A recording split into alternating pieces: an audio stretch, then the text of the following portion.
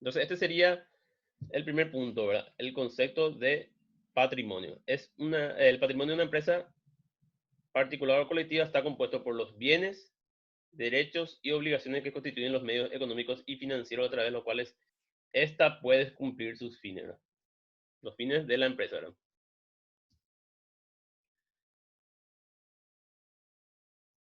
El patrimonio tiene elementos, dice.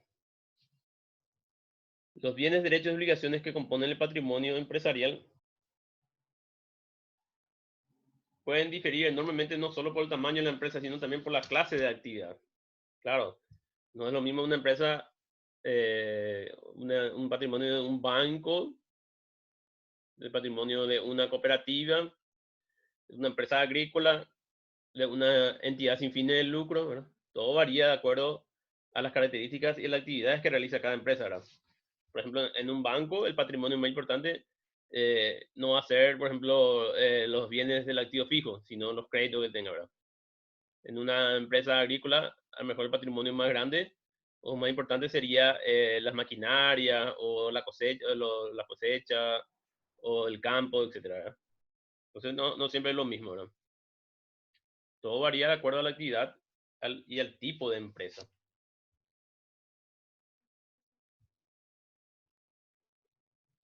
Bueno, algunos ejemplos, ¿verdad? Que componen el patrimonio empresarial son los bienes, que ya le estuve mencionando, ¿verdad?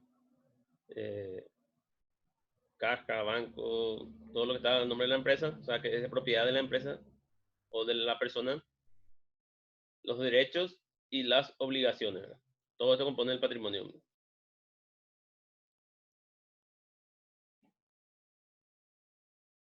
¿Y qué tipo de variación de un patrimonio puede haber? ¿Cómo puede variar un patrimonio? A ver, de ustedes, por ejemplo, si yo le digo eh, una empresa X, ¿verdad?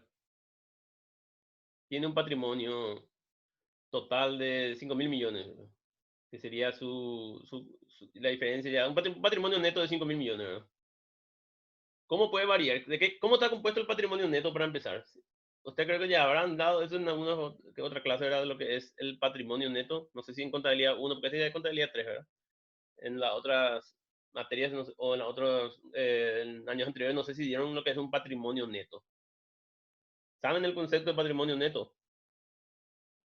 Sí, ¿Me pueden decir, por favor? serían las pérdidas y las ganancias que tiene una persona o una empresa. Sí, sería el resultado, ¿verdad? El patrimonio neto es igual a los bienes que tiene la empresa más los derechos y menos las obligaciones. Ese sería el patrimonio neto. Es el resultante de esa ecuación. Vuelvo a repetir, ¿verdad? El patrimonio neto es igual a los bienes más los derechos y menos las obligaciones, ¿verdad? Sería más o menos como dijo el compañero, lo que te queda al final, ¿verdad? Por ejemplo, yo puedo tener en bienes, no sé, maquinaria, caja, banco, etcétera, por 50.000 millones. Pero de eso todo yo tengo deuda en el banco por 30.000 millones, le debo a un acreedor 50.000 millones, le debo al fisco por impuesto otros 100.000 millones, etcétera.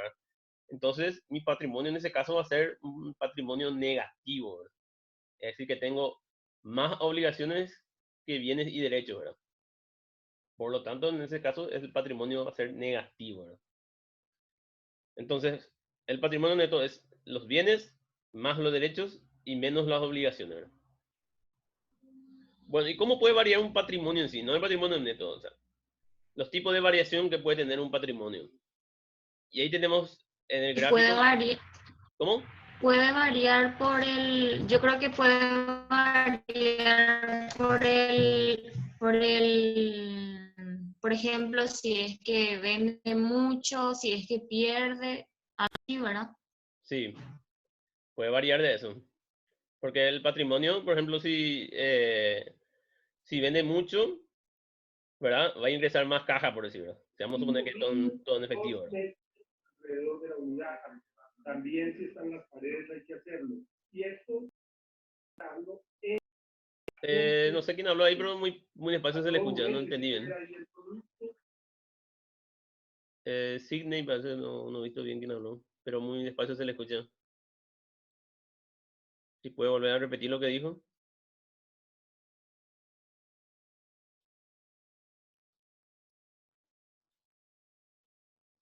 Bueno, de todas maneras, vamos a volver, ¿verdad? La contabilidad registra solamente dos tipos de variaciones de patrimonio en una contabilidad. Es decir, que varía solamente de estas dos formas, ¿verdad?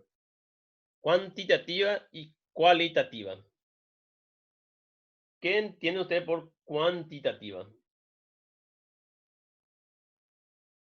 Puede ser por cantidad.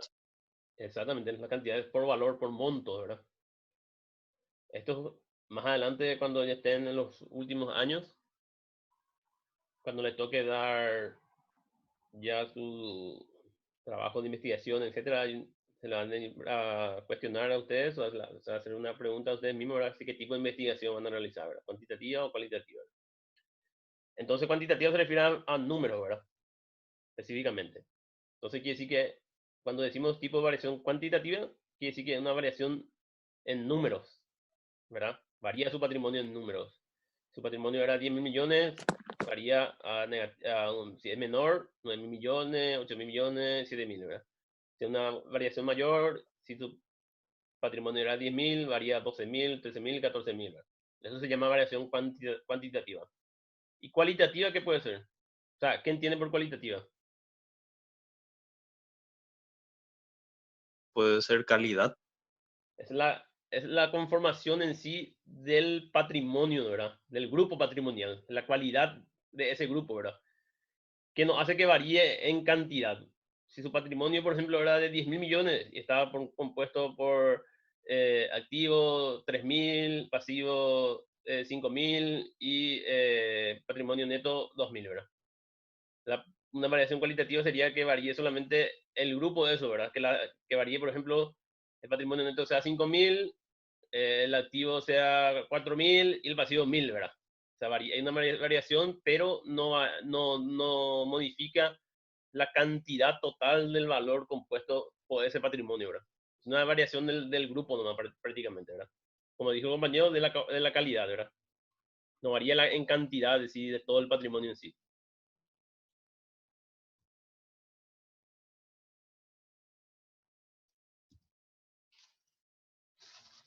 Alguna variación cuantitativa, dicen. Podemos mencionar los aportes y los retiros de los propietarios, ¿verdad? ¿Cómo se conforma una sociedad anónima, por decir? ¿Ya dieron sociedad anónima? Se conforma por una suscripción de socios. Sí, de aportes. En este caso sería de acciones, ¿verdad? La sociedad anónima está compuesta por aportes de los socios que se denominan acciones, ¿verdad? Cada socio tiene Sí. tanto X cantidad de aportes, de acciones que le representa X cantidad de votos y así, ¿verdad? Y ahí va conformando el capital de la empresa. Cuando una empresa SA se crea, empieza recién por decir, se crea su capital, ¿verdad? Capital social. Es lo mismo también para una SRL, solo que la SRL no está compuesto por acciones, sino por cuotas de participación, ¿verdad? Esa es la diferencia entre una SRL y una SA, ¿verdad?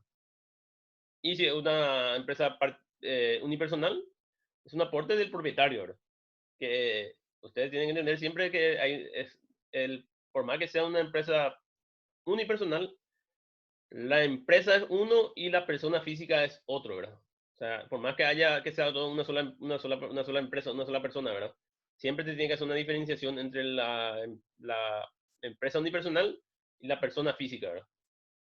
Que también puede hacer aporte a su empresa, ¿verdad? Y ahí varía su patrimonio, ¿verdad? Puede aumentar su capital, o disminuye, etcétera, ¿verdad?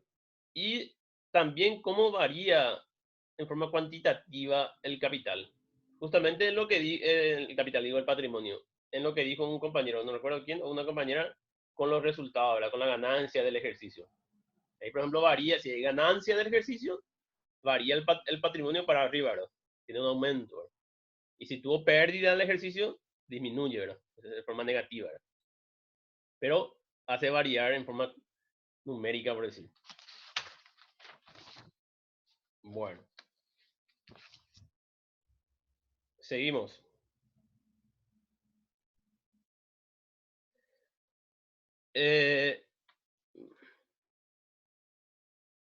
Dice,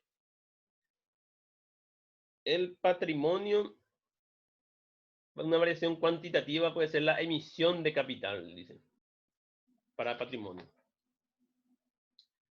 Dice, solamente se deberían contabilizar los compromisos que los suscriptores plantean honrar, ¿verdad?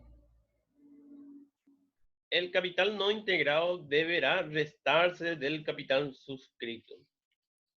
¿Qué quiere decir esto? Bueno, cuando se crea una sociedad, como ustedes mencionaron, se hace un aporte de los socios, ¿verdad?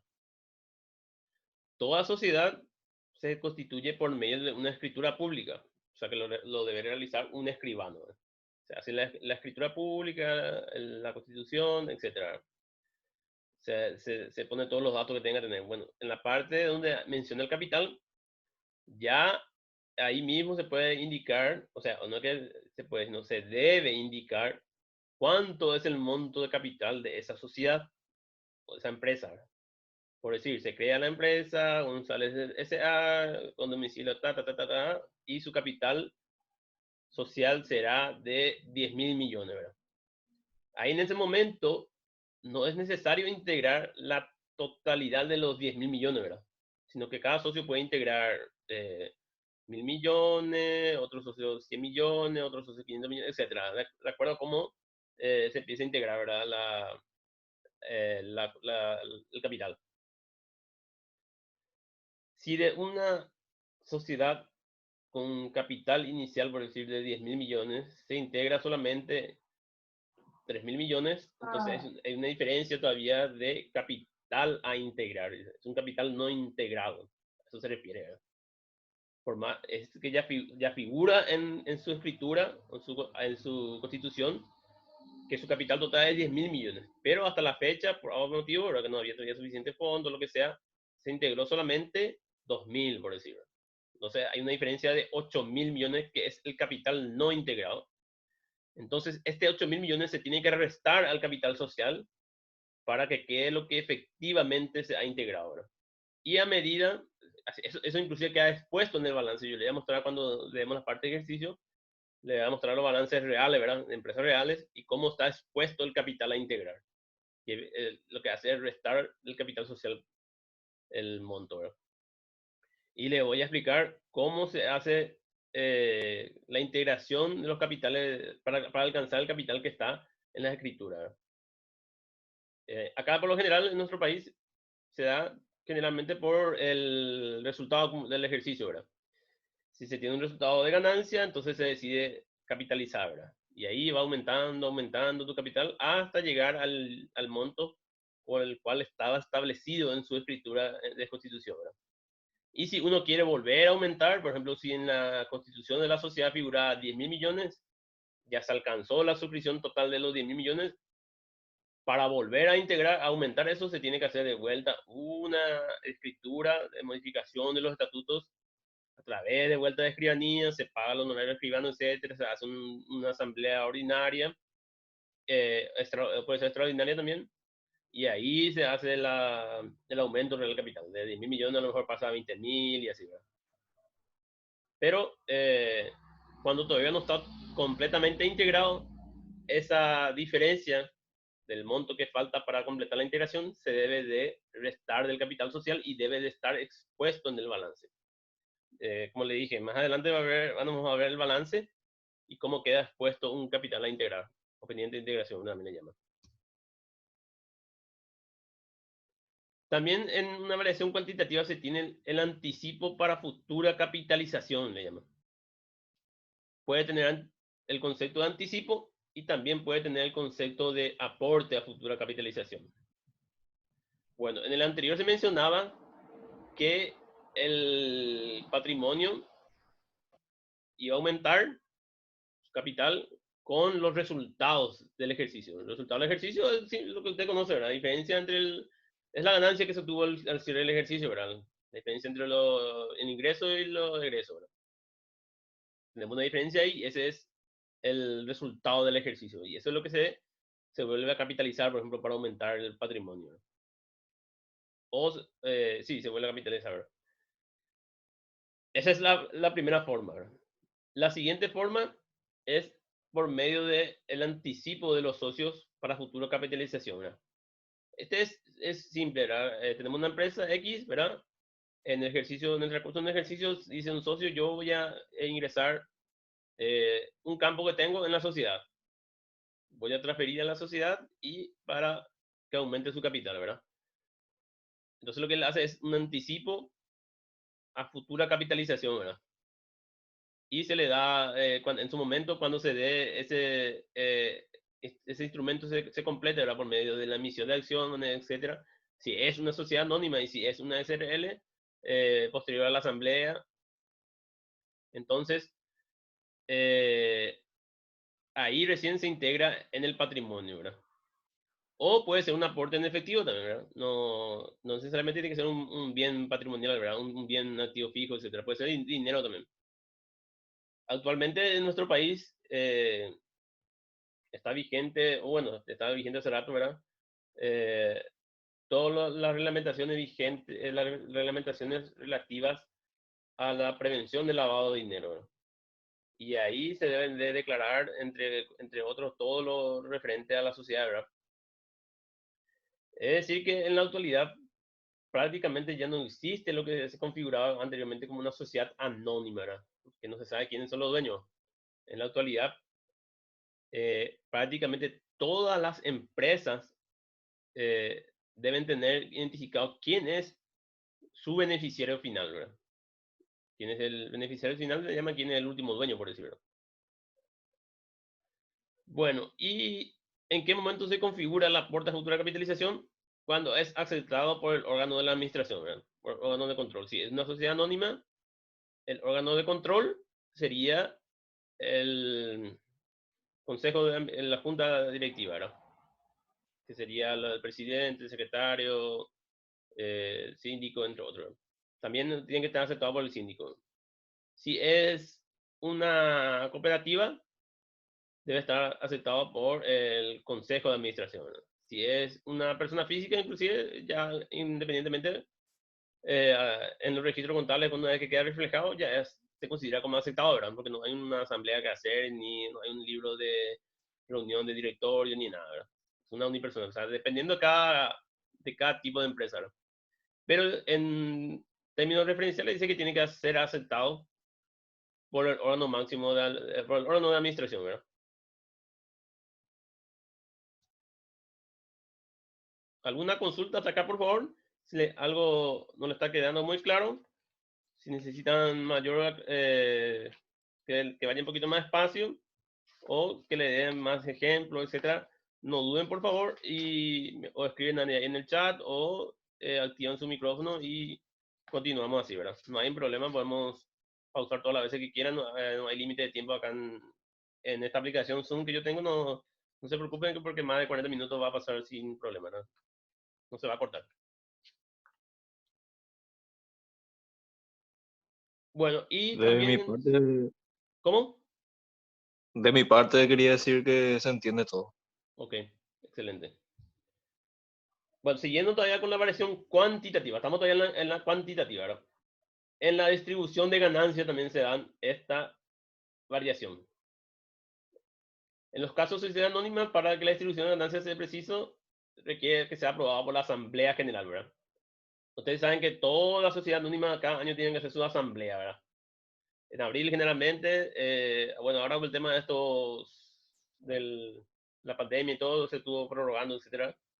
Pero se hace una asamblea, se hace un llamado, se publica en el diario y van todos los socios, ¿verdad? Con sus acciones y participan en la reunión. Y ahí se decide en la asamblea, en la reunión, si es que la empresa tuvo utilidad, ¿verdad? O ganancia. Utilidad o ganancia es lo mismo, ¿verdad? No se preocupen si en algunos casos encuentran que dice ganancia, en otros casos encuentran que dice utilidad, ¿verdad? Entonces, esa asamblea es el encargado de dictaminar si es que se va a hacer la distribución de la utilidad, ¿verdad?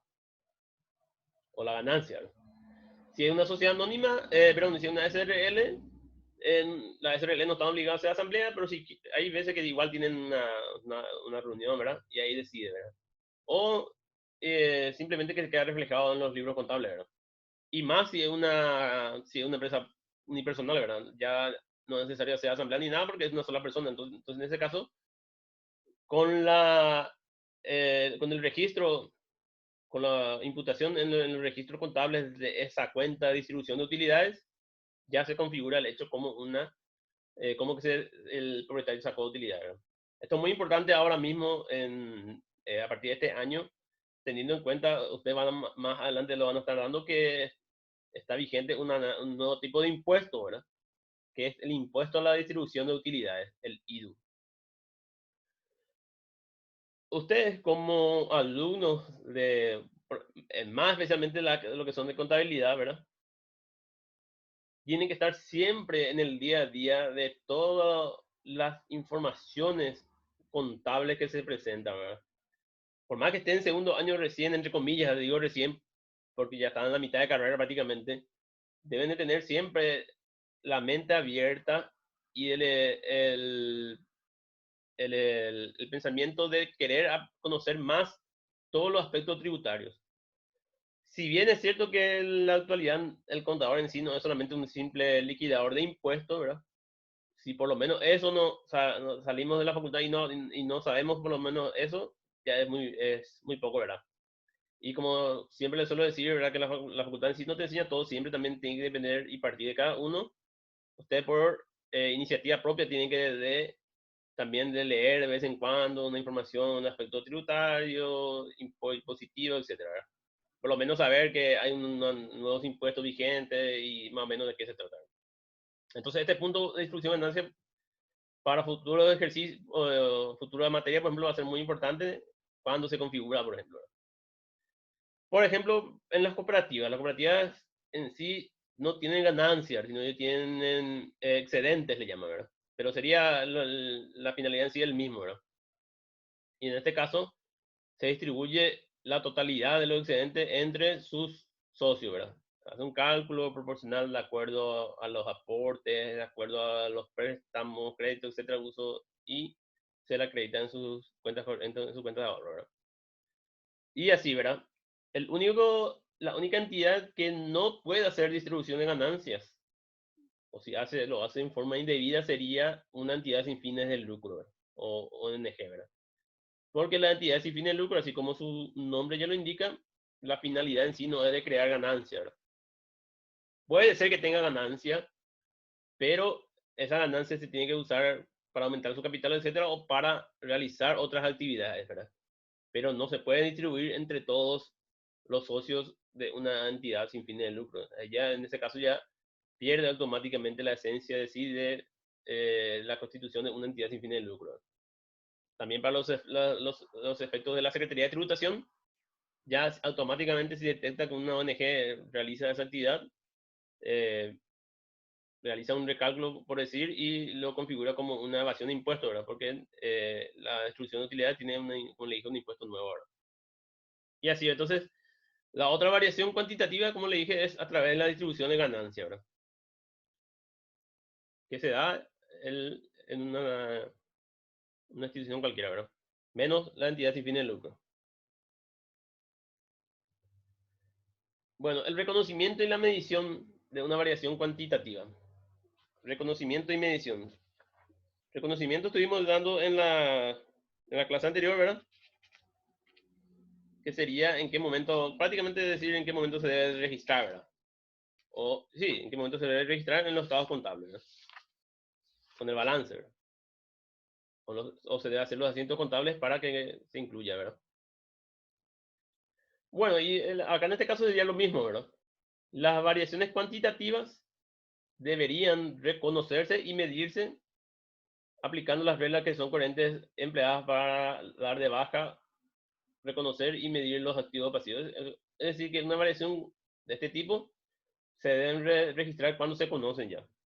Es decir, por ejemplo, la distribución de utilidades se conoce si una SA al momento de la asamblea y el documento que sirve como respaldo, por ejemplo, para nosotros los contadores, sería el acta de asamblea, ¿verdad?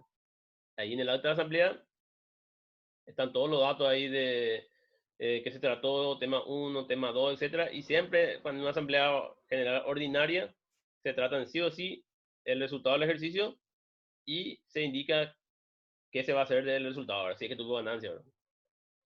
Sí o sí deben de indicarse esos dos puntos, ¿verdad? Se aprueba el balance o se rechaza. Si tiene ganancia, se decide generalmente capitalizar o distribuir. Si es el caso de una entidad sin fin de lucro, por supuesto no puede distribuir. Y si tuvo pérdida, se reconoce la pérdida, ¿verdad? No se puede distribuir la pérdida, ¿verdad? Entre los socios. Ni eso es lo que se reconoce en el balance, ¿verdad? Entonces se usa el mismo criterio que se usa para reconocer los activos, los pasivos, etc. Al momento de que se conoce, se debe de registrar. Por ejemplo, si uno de los socios aportó una maquinaria o dio en efectivo X cantidad de dinero, entonces en el momento, por ejemplo, que se haya depositado en una cuenta corriente, ahí se reconoce que eso corresponde a un aporte, ¿verdad? Para futura capitalización, ¿verdad? O en el momento que hizo la transferencia del inmueble, ahí se reconoce entonces como un aporte de un bien para futura capitalización. Entonces ahí ya se tiene que registrar en el balance, en los registros contables, por supuesto, para que después se vea reflejado en el balance. En mi rama, que es la auditoría, todas estas operaciones deben de tener siempre un sustento documental, ¿verdad? O sea, todas las operaciones de variación de patrimonio, todo tiene que estar documentado, ¿verdad?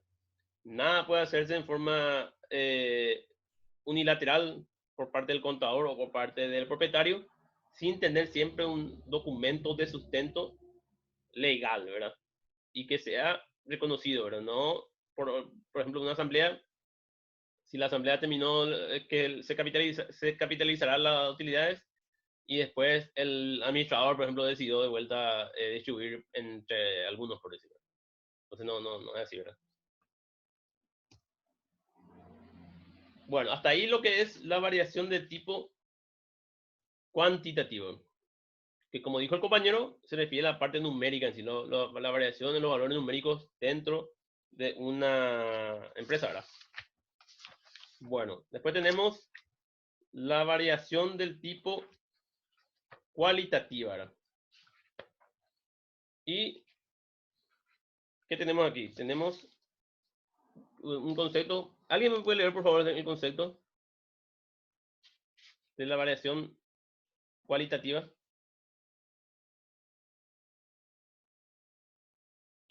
Las variaciones puramente cualitativas que por razones legales o estatuarias requieran la aprobación de los propietarios o de las personas a cargo del gobierno de una entidad, solo deberían reconocerse cuando se cuente con ella. Bueno, la variación es puramente cualitativa, dice que por razones legales.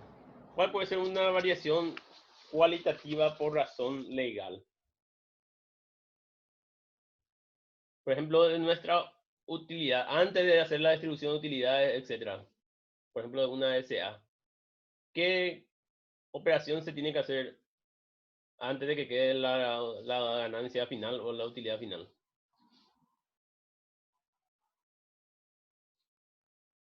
Se tiene que hacer la reserva legal.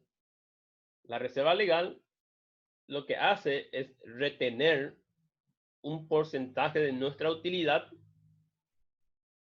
y incluirlo en una cuenta en los estados financieros con ese nombre justamente, de reserva legal, ¿verdad? La reserva legal está establecido en la ley de comercio, la ley 1034/83, y dice que todas las sociedades anónimas deben de aplicar un porcentaje que sería el 5% de el resultado del ejercicio. Es decir, se retiene un 5% y se envía a la cuenta de reserva legal hasta alcanzar el 20% del capital social de la empresa. Entonces, si nuestro capital social es 100 millones, hasta que el monto de la reserva legal sea de 20 millones, cada año, cuando se tenga utilidad, la empresa debe hacer esa operación de reserva legal, ¿verdad? Enviar un monto a la cuenta de reserva legal, un porcentaje, ¿verdad? Si tiene ganancia, si tiene pérdida, por supuesto, no va a poder hacer. Otra reserva legal o otra cuenta de reserva que es obligatorio son, por ejemplo, la reserva de revalúo, ¿verdad? Que se realiza por medio de un cálculo en una planilla que se llama, que hasta ahora existe, ¿verdad? Que todas las empresas tienen que hacer una planilla de cuadro de revalúo y depreciación, le llaman. Y lo que ahí hace es, entre comillas, actualizar los valores de los bienes del activo fijo. ¿En base a qué? En base a la variación del índice de precio del consumidor, que en términos simples es en base a la inflación, ¿verdad? ¿Ustedes saben lo que es la inflación? ¿Conocen lo que es la inflación? Sí, ¿Qué es la inflación? sería el aumento de precio de algún producto. Sí, el aumento del precio del producto también se define como la pérdida del valor del dinero, ¿verdad? También. Bueno, entonces cada año tenemos inflación, ¿verdad? En todos los países tiene inflación, ¿verdad? Generalmente, ¿verdad? Solo que esa inflación no suele ser muy variada, en algunos casos varía. En nuestro país el año pasado tuvo creo que el 4%, ¿verdad? Y así, 3, 4, etcétera, ¿verdad? Y hay países que sí tienen hiperinflación, como Argentina, que tenía hasta 58%, y en Venezuela sí que hasta 16.000% cada año, parece. Es un verdadero desastre, ¿verdad? Bueno, en este caso, entonces lo que hace esta reserva de revalúo es actualizar los valores, por ejemplo, de la maquinaria, ¿verdad? Que en vez de valer 100 millones, vale 100 millones, 100.000, por decirlo, por esa diferencia en la inflación, que es en el índice de precio del consumidor, ¿verdad? O la inflación. También puede haber reservas legales, ¿verdad? En el caso de las cooperativas. La cooperativa, por ejemplo, tienen reserva para educación, reserva para un fin específico, ¿verdad? Creo que le llaman para apoyo a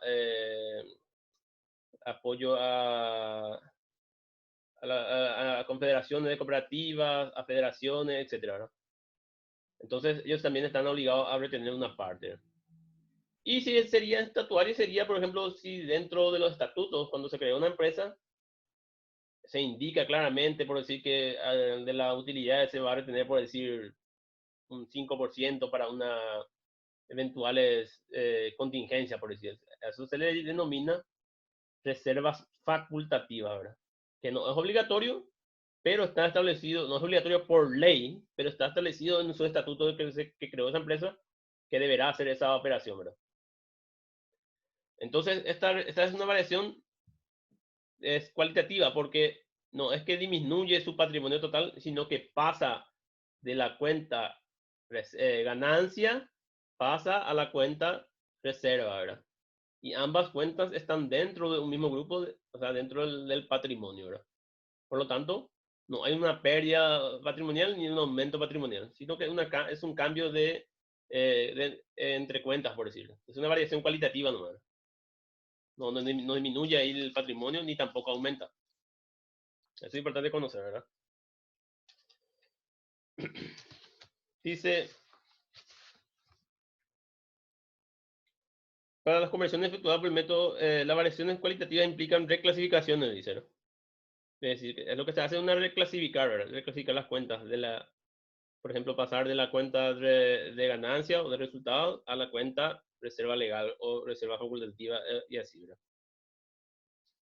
Por lo tanto, no hay un aumento ni una disminución del patrimonio.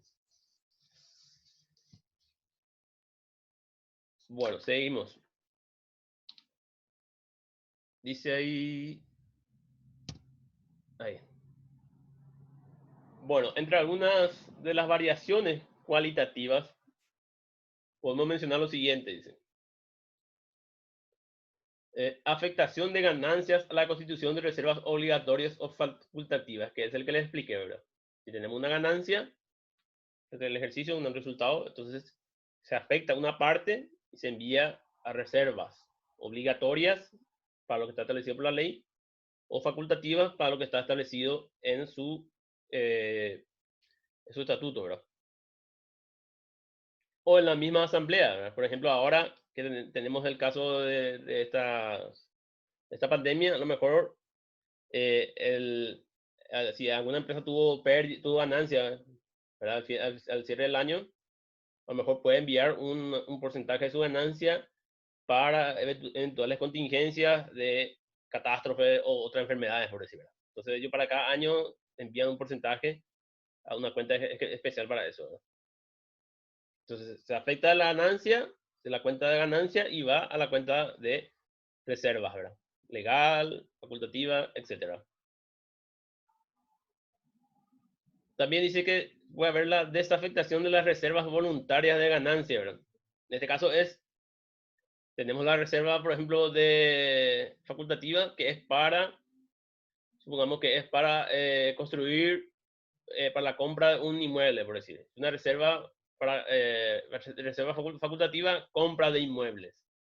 Entonces la desafectación sería sacar los valores de esa reserva y llevarlo al activo, por ejemplo, ¿verdad? Y es voluntaria, ¿verdad? Se puede hacer se realiza en forma voluntaria, ¿verdad? Esto lo voy a explicar más adelante, tenemos un ejemplo para cada uno. Capitalización de ganancia es, en vez de la distribución de utilidades que se realiza al cierre del año, entonces se decide capitalizar la ganancia que tenga una empresa, ¿verdad? Esto también se hace, como le dije, si ahí todavía, si la empresa tiene un capital de 8.000 millones, si tiene integrado 5.000 millones, es una diferencia de 3.000 millones. Esa diferencia de 3.000 millones se puede llegar a realizar simplemente con la capitalización de la ganancia que se tiene cada año, si es que tiene ganancia, ¿verdad? Ahí no es necesario hacer una modificación de los estatutos, ni llamar a asamblea extraordinaria, etcétera, sino simplemente indicando que esa operación, es decir, la de capitalización de ganancias, se debe indicar en el acta de la Asamblea General Ordinaria. Ahí se debe indicar que los resultados se deciden capitalizar. Y eso se llama capitalización de ganancias. Entonces, en ese caso se realiza en forma automática, ¿verdad? Después de que se incluya eso en el acta de asamblea. Y si es que, por ejemplo, si la empresa tiene un capital de 10.000 millones y está completamente integrado, ¿verdad? 10.000 millones. Cuando se tenga una ganancia y se decida su capitalización, al no ya tener un margen, ¿verdad? Porque ya está totalmente integrado, se tiene que hacer una asamblea general extraordinaria, se tiene que hacer una modificación de los estatutos por medio de una escribanía, y ahí recién posterior a ello se va a hacer la capitalización en sí de esa ganancia. Y la siguiente es absorción de pérdidas mediante la reducción del capital. Este es al revés, ¿verdad? En el caso de que tuvo pérdida, lo que hace es disminuye su capital, ¿verdad? Y absorbe esa pérdida con el capital, ¿verdad? En vez de hacer una distribución de utilidades, en este caso es al revés, disminuye el capital para absorber las pérdidas, ¿verdad? Al disminuir el capital, cada socio también disminuye su cuota o sus acciones de participación, ¿verdad? Entonces, ese también debe hacerse por medio de una asamblea de una sociedad anónima y con la aprobación de todos los socios, ¿verdad? O la mayoría, ¿verdad? Y unión y división de acciones es una configuración, por ejemplo, de composición de accionistas, ¿no? ¿Verdad? Por decir, si hay accionista A, B y C, accionista A tiene 100 acciones, B tiene 50 y C 5, la división que se hace entre ellos o la unión, a lo mejor el accionista A compra la acción del accionista B y ahí va a haber una unión de acciones o una división, ¿verdad? Ahí también no implica que hay una variación del patrimonio, sino de la composición del accionista, ¿no? ¿Verdad? No implica que haya aumentado o haya disminuido su patrimonio.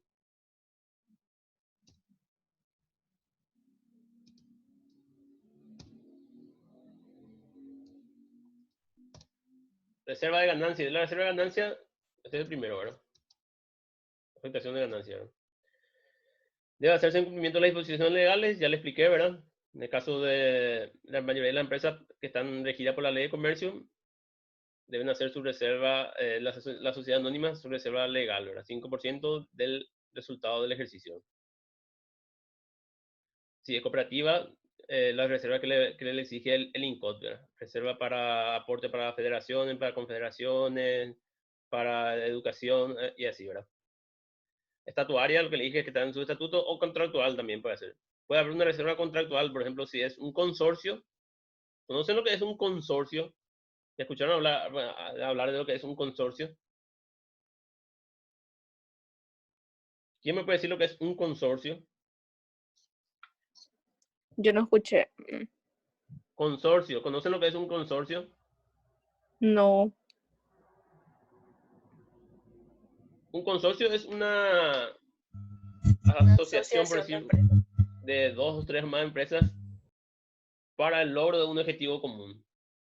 Por ejemplo, generalmente esto se da en nuestro país para la construcción de rutas, ¿verdad? Usted sabe que la construcción de ruta implica mucho capital, mucho capital humano, de bienes, etcétera. Entonces, por decir, si se va a faltar 1000 kilómetros de ruta, es muy difícil que una sola empresa pueda cumplir con todos los requisitos, ¿verdad? Que hace o que piden el llamado a licitación, ¿verdad? Entonces lo que hace es unirse más de una empresa, del mismo grupo o de la misma actividad, se hacen un consorcio, ¿verdad? Con un nombre propio y una personería jurídica propia, pero el consorcio tiene solamente ese fin, de construir la ruta, ¿verdad? No pueden ellos, por ejemplo, consorciarse y hacer venta de rodados, por decirlo. No se juntan para un solo fin. Ese fin sería, en este caso, el ejemplo, la construcción de ruta, por ejemplo. Y hay veces que en el consorcio se establecen reglas contractuales donde se indique que nadie puede retirar utilidad, o solamente si se tiene una utilidad de 5.000 millones o 10.000 millones, etcétera, ahí se puede retirar, o las pérdidas no se tienen que absorber, etcétera, ¿verdad? Entonces hay reglamentos contractuales. A eso se refiere esta parte donde dice contractuales, ¿verdad? Disposiciones contractuales. Y se registra, dice, en el mismo periodo en que se reconoce, ¿verdad? Sí, perdón, en el mismo periodo en el que se origina, ¿verdad? O sea, en el mismo ejercicio fiscal, ¿verdad? La desafectación de reservas, como le dije, deberían contabilizarse cuando se deciden y considerando el poder adquisitivo en que se encuentra expresada la decisión, ¿verdad? Es decir, esto todo debe estar aprobado por el órgano de administración máximo, ¿verdad? Que se decida hacer una desafectación de la reserva, ¿verdad? ¿Y cuándo se da la absorción de pérdida? Dicen. Bueno, la absorción de pérdidas es posible, dice, cuando se permita que las pérdidas acumuladas en resultados sean absorbidas mediante la reducción de otros rubros componentes del patrimonio. Del patrimonio, ¿verdad? O sea, no puede hacer una absorción de pérdida, por ejemplo, de caja para, no sé, para el resultado de enviar a caja, por ejemplo. Eso no es absorción de pérdida. Tiene que ser una cuenta del patrimonio. Su patrimonio ya saben lo que es, ¿verdad? ¿Cuál está compuesto por el patrimonio, verdad? El capital, el activo, el pasivo, los resultados, ¿verdad? Bueno, espera un ratito acá, alguien me escribe. Bueno. Dice, se permite que las pérdidas acumuladas en resultados sean absorbidas mediante la reducción de otro rubro componente del patrimonio. Lo exige en determinadas situaciones, ¿verdad? No todas las veces se puede hacer esta absorción de las pérdidas, ¿verdad? Y fije el orden en que tales componentes deben ser afectados. Solamente en estos casos se puede hacer entonces la absorción de las pérdidas. Bueno, ¿alguna consulta hasta acá?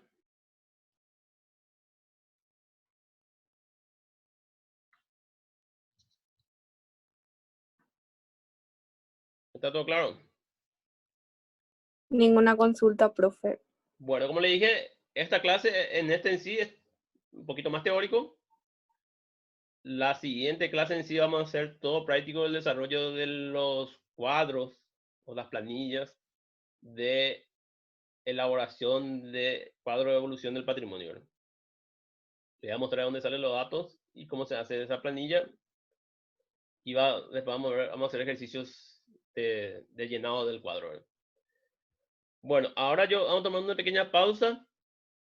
Yo voy a estar en la plataforma del ejercicio de fijación de esta materia y le voy a estar avisando ahí cuando se inicie o cuando pueden entrar en la plataforma. Vamos a dar de vuelta el Socrates y ahí le voy a estar avisando en el grupo el momento de iniciar. Y ahí vamos a estar completando, ¿verdad? Entonces, cualquier consulta, yo voy a estar todavía conectado acá. Me pueden preguntar sin problema, ¿verdad? Lo que voy a desconectar por ahora es solamente el de compartir esta pantalla, ¿verdad? Bueno, estoy atento entonces, una pequeña pausa y le aviso cuando vamos a estar completando el ejercicio. Muchas gracias.